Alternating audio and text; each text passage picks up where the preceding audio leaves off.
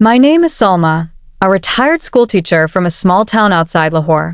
I've lived most of my life with simple dreams and quiet dignity. I raised my only son, Ahmad, on my own after losing my husband to a sudden heart attack when Ahmad was just 7 years old. Life wasn't easy after that. Every brick in our small house, every piece of furniture, every meal we shared, it all carried a story of sacrifice. I never remarried, not because I didn't have the chance, but because I promised myself that I'd give my son a life his father would have been proud of. Ahmad grew up to be a brilliant young man, humble, hardworking, and deeply respectful. He got a good job in Karachi and soon told me he had met someone, a girl named Meena. Amy, she's perfect. Educated, well-mannered, from a good family. You'll love her, he said over the phone, his voice full of excitement. I smiled, though a small knot tightened in my chest. Every mother dreams of the day her son brings home a bride. But deep down, there's always that silent fear. Will she love him as much as I do? Will she respect the woman who raised him? When Ahmad told me that Meena's family was a bit modern, I didn't think much of it. But when he said, Amy, please dress nicely when you meet them. They're very particular about appearances. My heart sank a little, not because I couldn't. I had gold jewelry, fine clothes saved from my younger years, but because the sentence itself revealed something about the people I was about to meet. That night, I couldn't sleep. I kept thinking, if they respect me only for my appearance, how will they treat me when they know the truth of my simple life? And that's when the idea struck me. I decided that when I met Meena's family, I would go as my true self, a poor, simple, old widow. Not as someone pretending to fit into their standards of wealth or modernity. I would let them see who I truly was and who they truly were. The day of the meeting came. Ahmad picked me up from the station. He looked handsome, a little nervous. Amy, please don't be upset if they ask a few personal questions, he said cautiously. I smiled softly. Beta, I've been a teacher all my life. I know how to answer questions. When we reached Meena's house, I could tell right away they were wealthy. The marble floors, crystal vases, the cold air-conditioned silence of a home that smelled more of perfume than love. Meena greeted me politely, but there was something distant in her smile. Her mother, Mrs. Nigger, looked me up and down as if measuring the cost of every stitch on my old cotton shawl. Oh, you came alone? No relatives with you? She asked with a sharp, polite smile. No, I said softly. Just me. Ahmad is my only one. Her husband, Mr. Khalid, joined us soon after. A tall man with a heavy watch and a heavier ego. So, Madam Salma, you're a teacher? Government school, I suppose? I nodded. Yes. For 35 years. He chuckled under his breath. Ah, noble profession. But not a very profitable one, eh? I simply smiled. I didn't need to defend myself. I wasn't there to impress them. As the evening went on, I noticed the small things. The way Meena's mother frowned when I used my old bag. The way Meena avoided sitting next to me, as if embarrassed by my plainness. But my son, my dear Ahmad, kept looking at me, guilt in his eyes. He was beginning to realize what kind of people he was dealing with. Dinner was served, and I could tell they had prepared it to show off. Crystal plates, imported cutlery, dishes I couldn't even pronounce. I quietly took a little rice and dal and ate with my hand, the way I always had. Meena's mother whispered something to her daughter. Meena blushed, clearly uncomfortable. That's when I gently put my spoon down and said, You have a beautiful home, Mrs. Nigger. But tell me, do you also serve love with your food? The table fell silent. Ahmad froze. Excuse me? She asked, her voice stiff. I smiled kindly.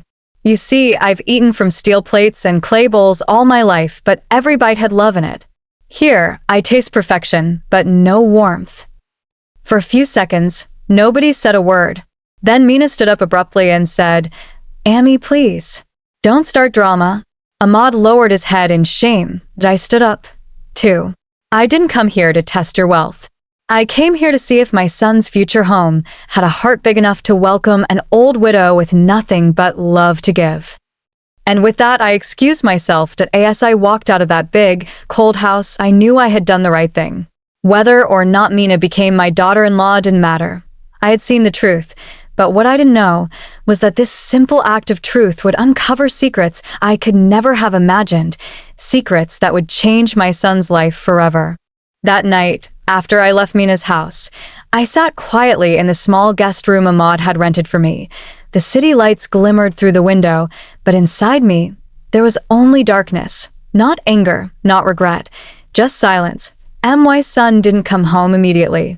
I knew he would be torn between the woman he loved and the mother who raised him. When he finally arrived, it was past midnight. He entered quietly, sat beside me on the bed, and sighed deeply. "Amy, yes, Beta?" I said softly, folding my shawl. "You shouldn't have spoken like that." Mina's parents felt insulted.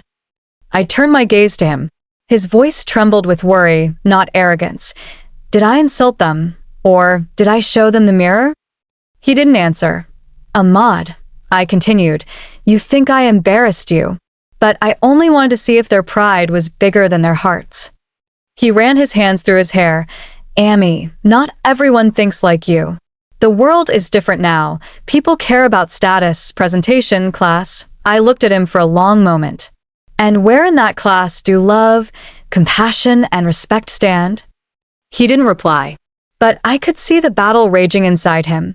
Love for Mina on one side, loyalty to me on the other. That night, neither of us slept. The next morning, Ahmad had to leave for work early.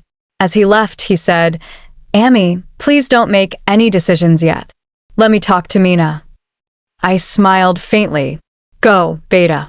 I'll never stop you from following your heart." But deep inside, I already knew.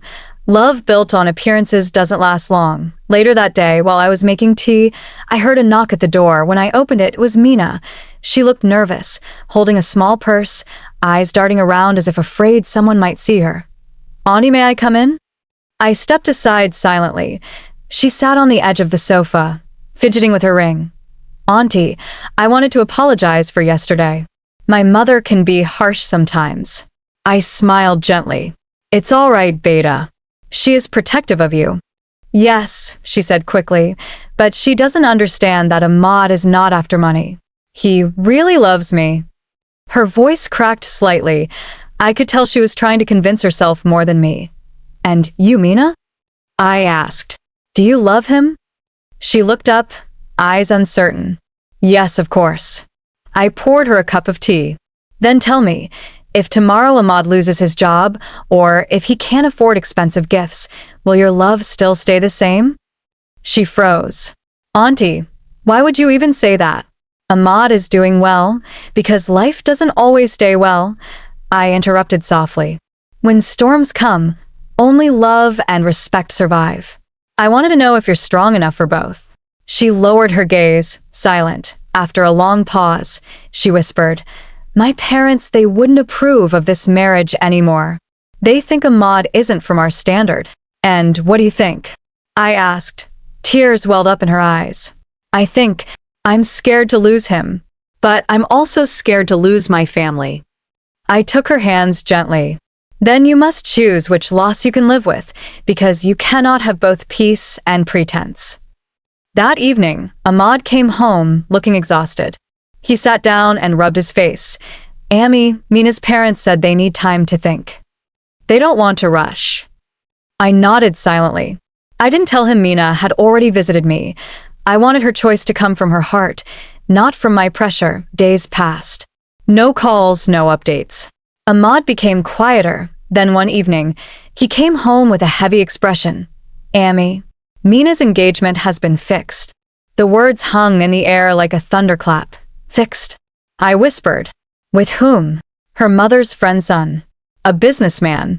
Rich, educated, everything they wanted." He tried to stay calm, but his voice broke. "She didn't even call me." I could feel his pain like it was my own. My heart ached, not for being proven right, but for seeing my son's love crumble before my eyes. He sat on the floor, hands over his face. "I really thought she was different, Amy. I thought she loved me." I sat beside him and placed my hand on his shoulder. "Ahmad, sometimes love isn't weak. It's just trapped between fear and expectations. Mina wasn't strong enough to fight hers." He stayed silent for a long time. then whispered, "I don't hate her, Amy. I just feel empty." A week passed. Life began to settle back into quiet routine, but one night, as I was closing the door, I found an envelope lying outside. No name, no address. Inside was a letter, written by Mina. "Auntie, I don't know if I deserve forgiveness. You were right. My family made me believe that respect comes from money. But after that dinner, I realized you carry something no wealth can buy: dignity. I wish I had your courage. I am marrying someone I don't love because I am afraid. But I will never forget your words, that peace doesn't live in palaces without love. Please take care of Ahmad. He deserves someone stronger than me." As I finished reading, tears filled my eyes, not from anger, but sorrow, because even though she failed the test, she had seen the truth, and sometimes that's the beginning of redemption. It had been 3 months since Mina's letter. Ahmad rarely spoke of her anymore, but I could tell silence had become his way of grieving. He still went to work, came home on time, ate quietly, and smiled when I asked him to. But his laughter, the one that used to echo through our little home, had vanished. I didn't push him. A mother knows that some wounds must breathe before they heal. One Sunday morning, I was tending to the small plants on our balcony when I saw him staring out the window, lost in thought. "Ahmad, beta," I said softly, "come have breakfast." "I'm not hungry, Amy," he murmured. I walked up to him and placed my hand on his shoulder. "You cannot heal a starving heart by starving your body too." He smiled faintly and followed me to the table. As we sat down, he suddenly said, "Amy, I think I should move to Islamabad for a few months. My company offered me a project there." I looked at him, and though I didn't want him to go, I knew he needed distance from the memories that still haunted the city. "If that's what you feel is right, beta, go. Sometimes new places teach us what old ones cannot." A new beginning. A week later, Ahmad left for Islamabad. He called every few days. His voice sounded lighter, calmer. Then one evening, he mentioned something, or rather someone. "Amy, there's this lady at the office. Her name's Hira. She's different." I smiled through the phone. "Different how?" "She doesn't talk much, but when she does, it's always kind. She lost her husband 2 years ago and works hard to support her little daughter." My heart softened instantly. "A widow? With a child?" "Yes," he said. "But she never complains. Always smiling. It's strange, Amy. I feel peace when I talk to her." That night, I prayed quietly. Not for a new love, but for a peaceful heart for my son. Wherever destiny wanted it to find him. The meeting months passed. Ahmed's voice carried warmth again. Then one day, he called and said, "Amy, I'm coming home next weekend, and I want you to meet someone." When I opened the door that Saturday morning, Ahmad stood there, not alone. Beside him was a woman in her late 20s, holding the hand of a little girl with curious eyes. "Amy, this is Hira, and this is her daughter, Alina." Hira greeted me with a gentle smile. "Assalamu alaikum, Auntie." Her tone was respectful, her eyes kind, and yet behind that calmness, I could see traces of pain. "Wa alaikum assalam," I said warmly. "Please come in." As they sat down, little Alina looked around and asked innocently, "Auntie, is this your house?" I laughed softly. "Yes, beta. It's small, but every corner knows my stories." She giggled, and for the first time in months, Ahmad laughed too. Over lunch, Hira spoke humbly, no pretenses, no pride. She told me how her husband had passed away in an accident, leaving her alone with a baby. Instead of depending on others, she had finished her degree, found a job, and built her life piece by piece. "I didn't have a choice," she said simply. "But I believe when life closes a door, it opens courage in your heart." Her words touched me deeply. I looked at Ahmad. He was listening to her like every word mattered. Something in me stirred, a quiet hope, like a wounded bird finding its wings again. The storm returns just when I began to think peace had returned to our lives. The past came knocking again.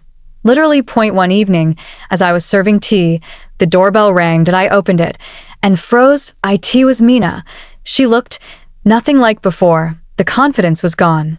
Her face was pale, her eyes tired. She wore no jewelry, no expensive clothes, just simplicity wrapped in sorrow. "Auntie, may I come in?" She whispered. I hesitated for a moment, then stepped aside. She sat down quietly, hands trembling. "Auntie, I didn't know where else to go." "What happened, Mina?" Her voice cracked. "I was wrong, Auntie. Everything you said that night, about love, pride, and peace, it was true." Tears rolled down her cheeks. "My husband, he never loved me. He just wanted to control me.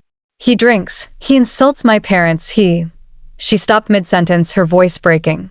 "And now? Why have you come?" I asked gently. She wiped her tears. "I heard Ahmad is doing well, and that he's seeing someone. I don't want to cause trouble, Auntie. I just wanted to apologize before leaving for good." I looked at her. This once proud girl, now broken by the very life she chose over love. I placed a cup of tea before her. "You don't owe me an apology, Mina. You owe one to yourself, for letting fear decide your destiny." She cried silently before leaving. She looked at me and whispered, "Auntie, you are the kind of mother I always wished I had." And she was gone. That night, when Ahmad returned, I didn't tell him about Mina's visit. He looked happy, lighted. I decided some truths don't need to reopen old wounds. As he spoke about Hira and little Alina, I realized something profound. Love doesn't always come the first time we call it. Sometimes it waits patiently, disguised as friendship, kindness, and second chances. Peace, such a small word, yet such a fragile thing. For months after Ahmad met Hira, our home finally began to breathe again. There was laughter at the dining table, music in the mornings, and a soft joy in Ahmad's eyes that I hadn't seen since his father passed away. Every weekend, Hira and her little daughter Alina would visit. Alina would fill the house with her giggles, running around like a butterfly that had finally found a garden to belong to, and Hira, she would quietly help me in the kitchen, washing dishes, cooking alongside me, never once trying to impress, never once pretending to be someone she wasn't. I often caught myself thinking, maybe this is what destiny had in mind all along. But destiny, I've learned, never lets a story rest without one more twist. The proposal one evening, Ahmad came home early, excitement dancing in his eyes. "Amy," he said, "I've made up my mind. I want to marry Hira." My heart smiled before my lips could. "Have you spoken to her?" He nodded. Yes. She didn't say yes immediately. She said she wants to meet you first. Alone. That surprised me, but I respected her honesty. The next day, Hira visited. She looked calm, but I could see something weighing on her. After Alina went to play in the other room, she sat down quietly across from me. "Auntie," she began softly, "I owe you the truth before anything else." I looked at her, puzzled. "Go on, Beta." She took a deep breath. "I know Ahmad thinks my husband died in an accident. That's not completely true." The room fell silent. My heart tightened. "Then what is the truth, Hira?" I asked gently. Her hands trembled slightly as she continued. "My husband was a kind man at first, but after a year of marriage, he changed. He became violent, controlling. He hit me, shouted at me, and often came home drunk. One night, he accused me of things I hadn't done. He tried to hurt me, but in the struggle, he fell, hit his head, and her voice broke. He died before the ambulance arrived." Tears filled her eyes, but she didn't hide them. The police investigated, but it was declared self-defense. I was free legally, but not emotionally. People judged me. My own relatives turned their backs. She wiped her face and whispered, "That's why I moved to Islamabad, to start over for Alina." I sat there, speechless. My mind battled between empathy and fear. Empathy for the pain she had endured, and fear for what it might mean for my son's future. She continued softly, "I didn't tell Ahmad because I didn't want his pity, or his mother's disapproval. But I couldn't accept his proposal without telling you the truth." Her honesty broke something inside me, not trust, but the silence of judgment. I reached across the table and took her hands in mine. "Hira, what you went through doesn't make you unworthy. It makes you stronger. You protected your child and your dignity. That takes courage, not guilt." Tears streamed down her face. "Auntie, You're the first person who said that to me. Maybe, I said softly, because I've also been a woman who had to fight quietly in a loud world. We sat together for a long time, two mothers, two survivors, bound by the quiet strength that only life's storms can teach. A son's reaction that evening, Ahmad returned home, eager to hear how it went. So, Amy, what do you think of her? I looked at him with love and seriousness. I think she's honest, brave, and broken in places that only love can heal. He frowned slightly. What do you mean? I hesitated. There are things about her past that you don't know, and she wants to tell you herself. He looked worried, but nodded. If it's about her husband, I already know he passed away. You'll hear the rest from her, I said quietly. Promise me you'll listen, not judge. He agreed. The next day, they met at a park. Later that evening, Ahmad came home pale and silent. He sat down beside me and said softly, Amy, she told me everything. I waited. For a moment, I didn't know what to say. But then I looked at her, and all I could think was how much strength it takes to carry that kind of pain and still smile. He paused, eyes moist. I don't care about her past. I care about who she is now, and who she's helped me become. My eyes filled with tears, not of sadness, but gratitude. My son had grown into the man I had prayed he would become, one who values hearts over histories. The shadow of judgment news travels fast, faster than love, faster than forgiveness. When neighbors and relatives heard that Ahmad wanted to marry a widow, one with a child, whispers began to spread.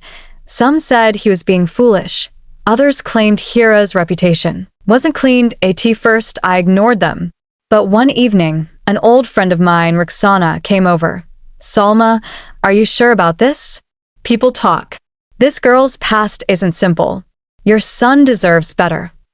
I smiled calmly. My son deserves someone who understands pain, not someone who hides from it. She frowned. But society doesn't live in my house, Roxana. My son does. That ended the conversation. But deep inside, I knew this journey wouldn't be easy, because whenever love challenges norms, society sharpens its claws. The decision a week later, Ahmad came to me, nervous yet determined. Amy, I've made up my mind. I want to marry Hira, no matter what people say. I smiled. Then go and ask her properly this time. A woman like her deserves respect, not rescue. That evening, he did. Hira said yes, through tears of relief. Little Alina ran into Ahmad's arms, shouting, Are you going to be my new papa? Ahmad laughed, and for the first time in years, his laughter didn't carry pain. That night, as I watched them leave, I whispered a prayer. Ya Allah, bless this family not with perfection, but with patience, because patience keeps love alive when the world tests it. But as I would soon learn, life wasn't done testing them, or me. Because even when we think we've reached peace, the past often finds a way to knock again, and this time, it would come from the most unexpected person. The wedding was simple, no glitter, no show, just quiet smiles, heartfelt prayers, and two souls promising to heal each other's wounds. Ahmad and Hira got married in our small courtyard, surrounded by close friends, neighbors, and laughter that finally felt honest. Little Alina wore a white dress with pink ribbons, running around proudly telling everyone, My mama's getting married to my new papa. That day, our modest home glowed brighter than any palace. I sat watching my son and his new wife take blessings, and I felt tears blur my vision. Tears not of sadness, but of gratitude. Life had broken us once. Now it was stitching us back together, thread by thread. After the guests left, Hira came and touched my feet. Amy, thank you for accepting me. I cupped her face lovingly. I didn't accept you, Beta. Allah sent you to complete the pieces our home was missing. She smiled through tears. I'll never forget that. And for a few months, everything was peaceful, but peace, I've learned, is not always permanent. Sometimes, it's just the pause before the next storm. A new life. Ahmad and Hira settled into a gentle routine. He went to work every morning, and she began helping with a small home tutoring business to contribute. Alina called me Dottie now. Her laughter filled every quiet corner I had once cried in. Life felt like a second chance. But one evening, as I was preparing dinner, I noticed Hira sitting silently near the window, her eyes distant. "What's wrong, Beta?" I asked. She hesitated, then smiled weakly. "Nothing, Amy. Just tired." But her voice trembled, and mothers always know when words are hiding something. A few days later, while Ahmad was at work, a knock came at our door. When I opened it, I saw a man standing there, tall, rough-looking, his eyes sharp and restless. "Is Hira here?" he asked. His tone wasn't respectful, it was demanding. "Who are you?" I asked calmly. "I'm her brother-in-law.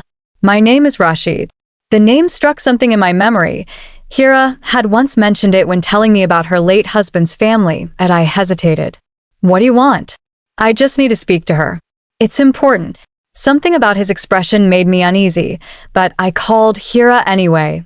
When she came to the door and saw him, her face turned pale, her hands began to shake. "You," she whispered. "We need to talk," Rashid said coldly. "In private." "There's nothing left to talk about," she replied firmly. "You think so?" "Because the family property, the inheritance, your daughter's share, it's not closed yet. And I need your signature." "You never cared about Alina," she snapped. "You only care about money." He smirked. "And you think your new husband won't care if he finds out the truth about that night?" My blood ran cold. "What truth?" I asked. Hira's eyes filled with tears. "Please, Amy, don't listen to him. He's lying." Rashid stepped closer. "Oh, really? Then tell her how your husband died. You say it was an accident, but I was there, remember?" The air in the room turned heavy. "Enough," I said sharply. "You have no right to come here and threaten her." He laughed bitterly. "I'm not threatening her, Auntie. I'm just reminding her. Lies never stay buried forever." And with that, he walked out, leaving behind a silence so thick it could crush hearts. Hira broke down, trembling uncontrollably. "Amy, I swear I told you the truth. It was self-defense. But Rashid, he always wanted to blackmail me. He blames me for his brother's death because it ruined their family's name." I took her into my arms. I believe you, Beta. Don't let fear control you again." But inside, I knew this wasn't over. The doubt that evening, Ahmad came home. I didn't know whether to tell him or not. But before I could decide, Hira came forward herself. She told him everything about Rashid's visit, about his accusations, and about her fear. Ahmad listened quietly. His face was calm, but his hands were clenched. "He came here?" he asked. "Yes," I said. He tried to scare her. Ahmad stood up. "I'll go talk to him." "No," Hira said quickly, grabbing his arm. "He'll twist things. He's dangerous." Ahmad took a deep breath and sat back down. "Fine. But if he comes again, I won't stay silent." That night, after everyone slept, I heard Hira crying softly in her room. I wanted to comfort her, but I knew some tears must fall alone to cleanse the soul. The unexpected news a week later. The phone rang. It was Rashid again, but this time, his tone was different. "Tell Hira I'm leaving for Dubai tomorrow." I just needed to tell her, "I'm sorry." And before I could respond, he hung up. The next morning, we received shocking news. Rashid had been in a car accident on his way to the airport. He didn't survive. Hira was silent for a long time after hearing it. Then she whispered, "He was cruel, but he was still family." Her eyes glistened with guilt. I wish I could have forgiven him before it was too late. I placed my hand over hers. "Forgiveness isn't for the dead, Beta. It's for the living, so your heart doesn't stay buried with them." A mother's reflection that night, as I watched Ahmad reading Alina a bedtime story, I thought about all that had happened, how fragile peace is, how easily one shadow can dim the light. But through it all, I saw one thing clearly. Love doesn't erase the past, it redeems it. Hira's secret hadn't destroyed our family. It had tested it and made it stronger, because love, when built on truth, can stand against anything, even the ghosts of yesterday. Moral of this part: the past may knock again, but only love rooted in truth can keep the door closed. Forgiveness doesn't erase pain, it frees us from carrying it.